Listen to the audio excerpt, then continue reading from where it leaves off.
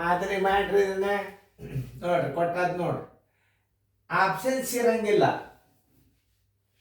ಯಾವಾಗಲಿ ಮಾದರಿಗೆ ನಾವು ಹೆಚ್ಚು ಆಪ್ಷನ್ಸ್ ಕೊಡೋದಿಲ್ಲ. ಯಾಕೆ ಕೊಡೋದಿಲ್ಲ ಅಂದರೆ ಜಾಗ ಸಾಲಂಗಿಲ್ಲ. ಈಗ ನೋಡ್ರಿ, ಒಂದು ಪೆನ್ನಿಗೆ 12 ರೂಪಾಯಿದಂತೆ ಒಂದು ಡಜನ್ ಪೆನ್ನುಗಳನ್ನು ಕೊಂಡನು. ಅವುಗಳಲ್ಲಿ 4 ಪೆನ್ನುಗಳು ಕಳೆದವು. ಉಳಿದವುಗಳನ್ನು 120 ರೂಪಾಯಿಗಳಿಗೆ ಮಾರಿದರೆ ಆದ ಲಾಭ ಅಥವಾ ಹಾನಿ ಎಷ್ಟು? ಟೈಮ್ ಕೊಟ್ಟದ ಮಾಡೋದಾದಿಂದ ನೀವು ವಿಡಿಯೋ ಮ್ಯೂಟ್ ತೆಗೀರಿ. ಈಗ ಟೀಚರ್ ಕೂತಿರ್ತಾರೆ, ಮಕ್ಕಳಾಗ ಪೇರೆಂಟ್ಸ್ ಕೂತಿರ್ತಾರೆ, ನೋಡ್ತಾರೆ ಅವರು. ಯಾಕಂದ್ರೆ ಒಂದು ಗಣಿತ ತಿಳಿಸ್ಯಾರ ಸರ್ ಅಂತ ತಿಳ್ಕೊಂಡು ಪೇರೆಂಟ್ಸೇ ಶಾಣ್ಯರಾಗಿ ಬಿಡ್ತಾರೆ ಒಳಗೆ. ಎಷ್ಟೋ ಮಂದಿ ಗುಲ್ಬರ್ಗಾ ಸೈಡ್ದೆಲ್ಲ ನೋಡ್ಲಿಕ್ಕತ್ತಾರೆ ಪೇರೆಂಟ್ಸ್. ನಮ್ಮ ಅವ್ರ ಮನ್ಯಾಗ ತಾಯಿಯಂದ್ರ ಮಕ್ಕಳಿಗೆ ನಾವೇ ತಯಾರು ಮಾಡ್ತೀವಿ ಸರ್, ಭಾಳ ಚಲೋ ಬರ್ತಾವ್ರಿ ಅಂತ ಭಾರಿ ಖುಷಿ ಆಗ್ಯದ ನನಗೆ. ಹೇಳಿಕ್ಕೆ ಸಹಿತ ಅಷ್ಟು ಖುಷಿ ಆಗ್ಯದ. ಅಲ್ಲಿ ಮತ್ತು ಅವರು ಸಂಬಂಧಿಕರು ಹುಡುಗರನ್ನ ಕರ್ಸ್ಕೊಂಡವ್ರು, ಗೌಡ್ರು, ದೊಡ್ಡ ಗೌಡ್ರು ಅವರು, ಮೇಡಮ್ ಅವರು ಕಲ್ತವ್ರು ಇದ್ದಾರೆ. ಅವ್ರು ಸಂಬಂಧಿಕರು ಹುಡುಗರು ತಂದು ಮನ್ಯಾಗ ತಂದಿಟ್ಟು ಕಲಿಸ್ಲಿಕ್ಕತ್ತಾರೆ ಗಣಿತ. ನೀವು ಯಾಕೆ ಶಾಣ್ಯರಾಗ್ಬಾರ್ದು ನೋಡ್ರಿ. ಲಕ್ಷ ಕೊಟ್ಟು ನೋಡ್ರಿ. ಮಾಡೋದಾಯ್ತು ಅಂದ್ರೆ ನಾನು ದೂರ ಸರ್ದು. ಈಗ ವಿಡಿಯೋ ಮ್ಯೂಟ್ ಮಾಡೋದು ತೆಗೀರಿ. ಮೊದಲು ನಾವು ಏನು ಮಾಡಬೇಕು? ಕೊಂಡ ಬೆಲೆ, ಮಾರಾಟದ ಬೆಲೆ ಕೊಟ್ಟಾಗ ನಾವು ಕೊಂಡ ಬೆಲೆ ತಗೋಬೇಕು. ಒಂದು ಪೆನ್ನಿಗೆ 12 ರೂಪಾಯಿದಂತೆ ಒಂದು ಡಜನ್ ಪೆನ್ ಅಂದ್ರೆ 12 12 144 ಆಯ್ತು. 144ರಾಗ 120 ಕಳೆದ್ರೆ ಎಷ್ಟು ಬರ್ತದೆ? ನೀವೇ ನೋಡಿ, ಎಷ್ಟು ಸರಳದ ಬಾಯಿಲಿಂದ. ನನ್ನ OMR ಪೇಪರ್ ಈಗ ಸದ್ಯ ನಿಮಗೆ ಬಾಯಿಲಿಂದ ಹಾಕೋದು ಹೇಳಿದಂದ್ರೆ ನಾನು ಪುಂಗಿನೇ ಬಂದಾಗಿಬಿಡ್ತವೆ. ಇದು OMRದಾಗ ಮಾಡೋದದ. ಇದು ಗಣಿತ OMR ಅಂದ್ರೆ ಏನು? ಟ್ರಿಕ್ಸ್ ಮೇಲೆ ಮಾಡೋದದ. ಅದನ್ನು ಈಗ ಹೇಳೋದಿಲ್ಲ ನಿಮಗೆ. ಇಂಥ ಒಂದು ಎಷ್ಟೋ ವಿಡಿಯೋಗಳು ಮಾಡಿ ಹಾಕ್ತದ. ಈ ಸದ್ಯದ OMR ಪದ್ಧತಿನ ಹೇಳಿದ ಟ್ರಿಕ್ಸ್ ಹೇಳಿಬಿಟ್ಟಂದ್ರೆ ನೀವು ಯಾರೂ ರೀತಿಯೇ ಮಾಡಂಗಿಲ್ಲ ಮುಂದೆ. ಆಮೇಲೆ ಸರ್ ಇದ್ರ ಉತ್ತರ ಎಷ್ಟು ಬರ್ತೀರಿ ಅಂತ ನನ್ನ ಶಾಲೆ ಒಳಗೆ ಹುಡುಗರು ಬಾಯಲಿನೇ ಆನ್ಸರ್ ಮಾಡ್ತಿದ್ದು. ಸತ್ಯವಾದ ಮಾಡ್ತಿದ್ದವು. ಪೇರೆಂಟ್ಸು ಕೇಳ್ರಿ ನೀವು, ನಮ್ಮ ಸೀನಿಯರ್ ಪೇರೆಂಟ್ಸ್ ಎಲ್ಲ ಹೇಳ್ತಾರೆ.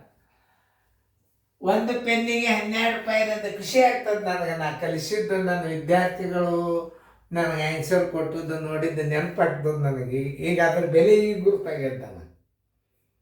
ಯಾವುದ್ರದ್ದೇ ಬೆಲೆ ಗುರುತಾಗ್ಬೇಕಾದ್ರೆ ಅವಕಾಶಗಳನ್ನು ಕಳ್ಕೊಂಡಾಗ, ಸಿಕ್ಕ ಅವಕಾಶಗಳನ್ನು ಕಳ್ಕೊಂಡಾಗ, ಕೊರೋನಾ ಬಂದಿಂದ ಆ ಭಾಗ್ಯ ನಾವು ಕಳ್ಕೊಂಡೆವು. ಎಲ್ಲಿ ನೀವು ಲಕ್ಷ ಕೊಟ್ಟು ನೋಡ್ರಿ. ಒಂದು ಪೆನ್ನಿಗೆ 12 ರೂಪಾಯಿದಂತೆ ಒಂದು ಡಜನ್ ಪೆನ್ನುಗಳನ್ನು ಕೊಂಡನು. ಒಂದು ಡಜನ್ ಪೆನ್ ಅಂದ್ರೆ 12 ಪೆನ್ನುಗಳ ಕೊಂಡ ಬೆಲೆ. 12 ಪೆನ್ನುಗಳ ಕೊಂಡ ಬೆಲೆ ತಕ್ಕೋಬೇಕು. ಕೊಂಡ ಬೆಲೆ ಬರೋಬ್ಬರಿ 12. ಒಂದು ಪೆನ್ನಿಗೆ 12, 12 ಪೆನ್ನಿಗೆ ಎಷ್ಟಾಯ್ತು? 144 ರೂಪಾಯಿ. ಮಾರಾಟದ ಬೆಲೆ ಬರೋಬ್ಬರಿ, ಮಾರಾಟದ ಬೆಲೆ ಬರೋಬ್ಬರಿ ಎಷ್ಟದ? 120 ರೂಪಾಯಿ ಅದ. ಕೊಂಡ ಬೆಲೆಗಿಂತಲೂ ಮಾರಾಟದ ಬೆಲೆ ಚಿಕ್ಕದಾಯ್ತು. ಆದ್ದರಿಂದ ಹಾನಿ ಬರೋಬ್ಬರಿ ಎಷ್ಟು? ನಿಮ್ಗೆ ಖುಷಿ ಆಗ್ಲಿಕ್ಕತ್ತದಿಲ್ಲ ವಿದ್ಯಾರ್ಥಿಗಳಿಗೆ? ನಂದು ಕರೆಕ್ಟ್ ಆಗ್ಯದಲ್ಲ ಅಂತ ಕುಣಿದಾಡ್ಲಿಕ್ಕತ್ತೀರಿ ಈಗ ನೀವು. ಹಾನಿ ಬರೋಬ್ಬರಿ ಕೊಂಡ ಬೆಲೆ ಮೈನಸ್ ಮಾರಾಟದ ಬೆಲೆ.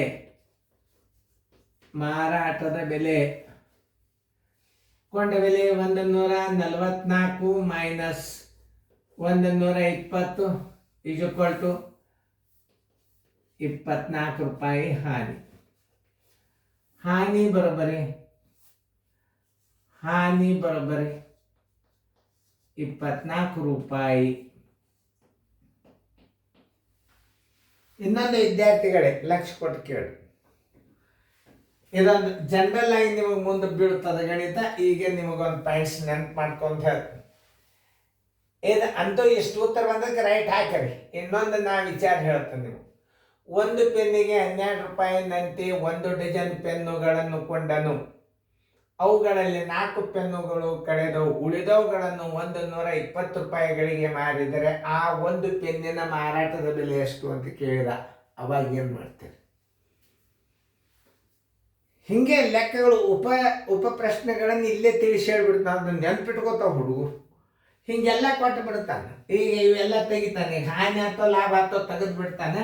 ಒಂದು ಪೆನ್ನಿನ ಮಾರಾಟದ ಬೆಲೆ ಎಷ್ಟು ಅಂತ ಕೇಳಿಬಿಡ್ತಾನೆ. ಅವಾಗ ಏನು ಮಾಡ್ತೀವಿ ನಾವು? ಉಳಿದ ಪೆನ್ನುಗಳೆಷ್ಟು ಈಗ ನೋಡ್ಬೇಕು ನೀವು. ಈ 120 ಉಳಿದ ಪೆನ್ನುಗಳು 4 ಪೆನ್ ಕಳೆದಾವ ಅಂದ್ರೆ 12 4 ಆದ್ರೆ 8. ಈ 120ಕ್ಕೆ 8ರಲ್ಲೇ ಭಾಗಿಸಿದ್ರೆ ಒಂದು ಪೆನ್ನಿನ ಮಾರಾಟದ ಬೆಲೆ ಸಿಗ್ತದ. ನಾ ಯಾಕೆ ಹೇಳಿನಂದ್ರೆ ಒಳಗೆ ಭಾಳ ಹುಡುಗರು ಇಂಟೆಲಿಜೆಂಟ್ ಇರ್ತಾವೆ, ಭಾಳ ಪವರ್ಫುಲ್ ಇರ್ತಾವೆ, ನೆನ್ಪಿಟ್ಕೊಂಡಿರ್ತಾವೆ. ಮುಂದೆ ಅವು ಗಣಿತ ಮಾಡಿ ತೋರಿಸ್ತಾರ ಅವರು. ಆಮೇಲೆ ಹೇಳೋದು ನೋಡ್ರಿ ಅನ್ಬಾರ್ದು. ಯಾವುದೇ ಒಂದು ಪ್ರಶ್ನೆಯನ್ನು ಒಂದು ಪ್ರಶ್ನೆದ 2 ಆನ್ಸರ್ಗಳನ್ನು ಹೇಳಬೇಕು ವಿದ್ಯಾರ್ಥಿಗಳಿಗೆ. ನೋಡು ಇಷ್ಟೆಲ್ಲ ಕೊಟ್ಟಾನ, ಒಂದು ಇದರಾಗ ಒಂದು ಪ್ರಶ್ನೆ ಚರ್ಚೆ ಮಾಡೋಣ, ಇನ್ನೊಂದು ಪ್ರಶ್ನೆಯನ್ನು ನಾವು ಇದರಾಗ ಒಂದು ಕಂಡು ಹಿಡ್ಕೊಂಡು. ಒಂದು ಪೆನ್ನಿಗೆ 12 ರೂಪಾಯಿದಂತೆ 1 ಡಜನ್ ಪೆನ್ನುಗಳನ್ನು ಕೊಂಡದ್ದಂತೂ ಸಿಕ್ತ 12 ರೂಪಾಯಿ ಅಂತ ಹೇಳಿಬಿಟ್ಟ. ನಾವು ಒಂದು ಪೆನ್ನಿಗೆ 12. ಅವುಗಳಲ್ಲಿ 4 ಪೆನ್ನು ಕಳೆದವು, ಉಳಿದು ಎಷ್ಟು? 8. ಉಳಿದ ಪೆನ್ನುಗಳನ್ನು 120ಕ್ಕೆ ಮಾರ್ಯಾನ ಅಂದ್ರೆ ಒಂದು ಪೆನ್ನಿನದ ಮಾರಾಟದ ಬೆಲೆ ಎಷ್ಟು? ಮೆಂಟಲ್ ಎಬಿಲಿಟಿದಾಗ ಬರ್ತದೆ. ಮೆಂಟಲ್ ಎಬಿಲಿಟಿ ಅಂದ್ರೆ ನಿಮ್ಮಲ್ಲಿ ಥಿಂಕಿಂಗ್ ಪವರ್ ಜಾಸ್ತಿ ನವೋದಯದಾಗಿದ್ದ ಹುಡುಗರೇ ಆಯ್ಕೆ ಆಗ್ತಾರೆ. ನಾನು ನವೋದಯ ಕ್ವಶನ್ ಪೇಪರ್ ತೆಗೆದಂದ್ರೆ ಭಾಳ ಟಫ್ ತೆಗಿತಂದ, ಭಾಳ ಸರಳ ತೆಗಿತಾರೆ ನವೋದಯ ಪೇಪರ್ಗಳು. ಆದ್ರೆ ಕೆಲವೊಂದು ಮಾತ್ರ ಬಿರಿ ತೆಗಿತಾರೆ. ನಮಗೆ ಬರಲಾರ್ದು ಗಣಿತಗಳು ಇರಲಿ, ಅದು ಕಾಮನ್ ಆಗಿ ಮುಂದೆ ಶಾಣ್ಯಾರ 2 ಮಂದಿ ಇರ್ತಾರೆ, ಚರ್ಚೆ ಮಾಡಿ ನಾವು ಉತ್ತರ ತಕ್ಕೊಂಡಿರ್ತೀವಿ. ಆ ಉಳಿದ ಪೆನ್ನುಗಳೆಷ್ಟು? 8. ಆ ಮಾರಾಟದ ಬೆಲೆ ಎಷ್ಟದ? 120. 8ರಲ್ಲೇ ಭಾಗಿಸ್ರಿ ನೋಡ್ರಿ ಎಷ್ಟಕ್ಕೊಂದು ಮಾರಿದ. 8 ಪೆನ್ ಅಂದ್ರೆ 15 8 120, 15 ರೂಪಾಯಿಗೊಂದು ಮಾರಿದ. ನೋಡಿ ಬಾಯಿಲಿಂದ ಬರ್ತು, 15 ರೂಪಾಯಿಗೆ ಮಾರಿದ. ಎಷ್ಟು ಸರಳ ಲೆಕ್ಕ. ನೀವು ಹಿಂಗೆ ಲೆಕ್ಕ ತಿಳ್ಕೊಂಡ್ರಿ ಅಂತಂದ್ರೆ ಭಾಳ ಸರಳ. ಆಮೇಲೆ ಏನು ಮಾಡ್ತಾನೆ, ಇದು ಹಾನಿ ಆದದ್ದು ಕೊಟ್ಟು ಕಿಸಿದ ಕೊಂಡ ಬೆಲೆ ಮಾರಾಟ ಬೆಲೆ ಕೇಳ್ತಾನೆ. ಅಂಥ ಲೆಕ್ಕಗಳು ಬಂದಾಗ ಇದು ಒಂದು ಸ್ಯಾಂಪಲ್ ನಿಮ್ಗೊಂದು ಇದ್ರಾಗ ಉಪಪ್ರಶ್ನೆ ಕಂಡು ಹಿಡಿದ್ರಿ. ನೀವು ಏನು ಕಂಡು ಹಿಡಿದ್ರಿ? 12 120ಕ್ಕೆ ಉಳಿದ ಪೆನ್ನುಗಳು 4 ಪೆನ್ ಕಳೆದವ, 120ಕ್ಕೆ ಮಾರ್ಯಾನ. ಉಳಿದಾವ ಎಷ್ಟು ಪೆನ್? 12 4 ಕಳೀರಿ 8 ಆಯ್ತು. ಆ 8 ಪೆನ್ದೆ ಭಾಗಿಸಿದ್ರಿ ಅಂದ್ರೆ 15 ರೂಪಾಯಿಗೊಂದು ಮಾರ್ಯಾನ. ಅದೇ ಮೆಂಟಲ್ ಎಬಿಲಿಟಿ ಲೆಕ್ಕಗಳು. ಥಿಂಕಿಂಗ್ ಪವರ್ ಲೆಕ್ಕ ಅಂದ್ರೆ ಏನು? ಟೈಮ್ ಹಿಡಿವಲ್ತಾಗ ಗಣಿತ ನೋಡ್ಕೊರಿ, ಮುಂದಿನ ಲೆಕ್ಕ ಮಾಡ್ರಿ. ಹಂಗೆ ಬಿದ್ದಾಗ ಲಕ್ಷ ಕೊಟ್ಟು ನೋಡ್ರಿ.